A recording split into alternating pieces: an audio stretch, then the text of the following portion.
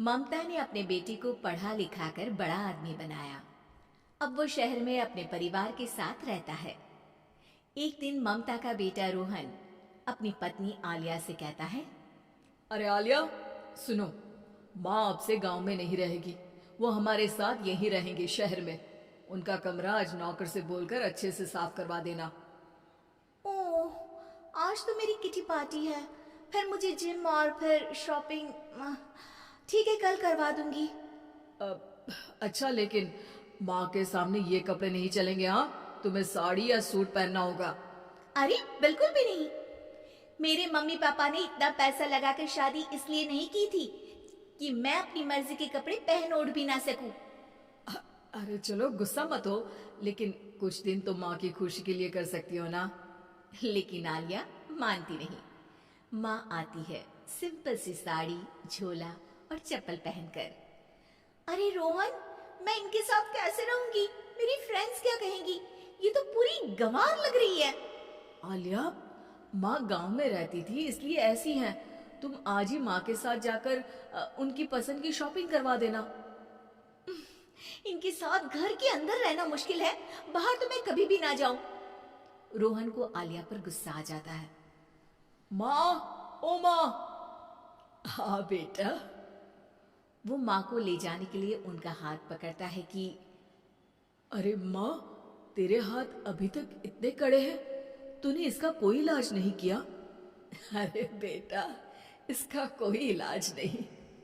वैसे भी मुझे कोई शर्म नहीं कि मेरे हाथ मुलायम नहीं है, क्योंकि इन्हीं हाथों से मेहनत कर मैंने तुझे बनाया है बेटा। अगले दिन माँ, मैं ऑफिस जा रहा हूँ। कुछ लाना हो तो आलिया को बोलकर फोन करवा देना। रोहन के जाने के बाद, आप ना आज कमरे में ही रहिएगा, घर में पार्टी है, मेरी सहेलियां आ रही है, मैं उन लोगों के सामने आपको नहीं ला सकती हूँ।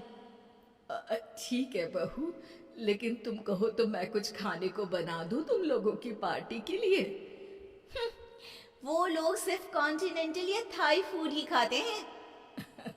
कोई बात नहीं, कभी इंडियन खिलाने वाला कोई मिला नहीं होगा ना। मैं बनाकर कमरे में चली जाऊंगी। जैसे आपकी मर्जी। आलिया के घर उसकी दोस्त आती है, पार्टी होती है। अरे वाह आलिया, ये क्या है खाने में? बड़ा ही स्वादिष्ट है यार, इसकी रेसिपी मुझे चाहिए। हाँ, और ये दाल, ओ माय गॉड, मैंने तो किसी 5 स्टार में भी ऐसी दाल नहीं खाई है यार। तू कुक को यहाँ बुलाना। अब आलिया घबरा जाती है। हाँ हाँ हाँ, क्यों नहीं।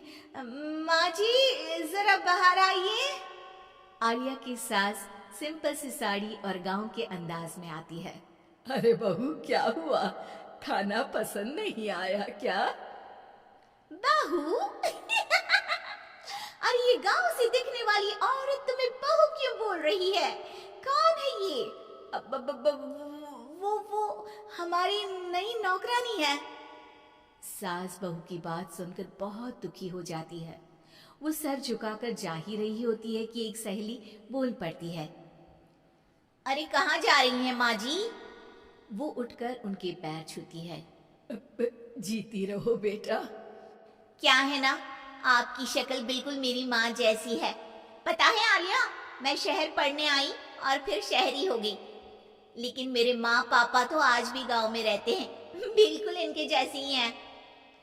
अब यहाँ बैठिए ना आंटी, आप सच में बड़ी खूबसूरत है और आपके हाथ का खाना तो लाजवाब है।